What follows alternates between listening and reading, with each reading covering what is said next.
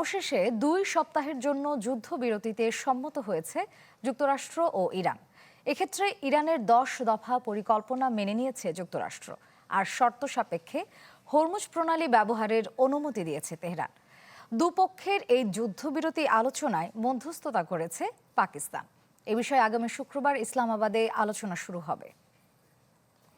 চায়ের কাপে সমাজ বদলের ঝর্ণা তুলে আগে গোছান নিজেকে। প্রিমিয়াম টাইটানিয়াম আলমিরা, গুছিয়ে ফেলুন জীবনটাকে।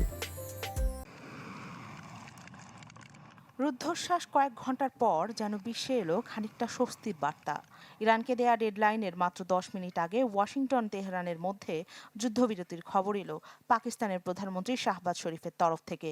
সামাজিক যোগাযোগ মাধ্যম এক্সে দেয়া পোস্টে বিষয়টি নিশ্চিত করেন তিনি। এই যুদ্ধবিরতির আওতায় পড়বে লেবাননে চলমান সংঘাত। এর 2 ঘন্টা আগে ইরানি সভ্যতা পুরোপুরি ধ্বংসের হুঁশিয়ারি দেন মার্কিন প্রেসিডেন্ট ডোনাল্ড ট্রাম্প। এরপর থেকেই ভয়াবহ কিছু ঘটতে যাচ্ছে এমন শঙ্কায় ছিল বিশ্ববাসী। তবে যুদ্ধবিরতিতে সম্মত হওয়ায় আপাতত ইরানে হামলার পথে হাঁটছে না যুক্তরাষ্ট্র।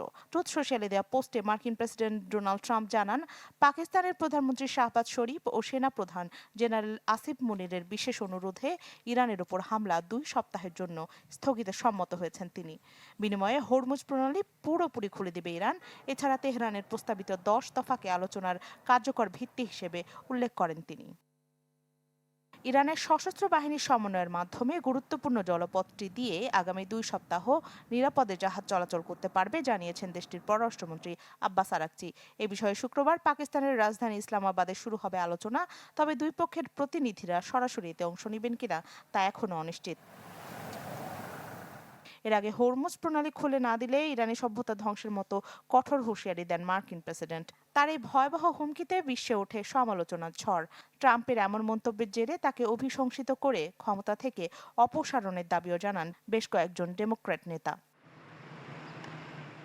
রাখি জেসমিন, চ্যানেল 24।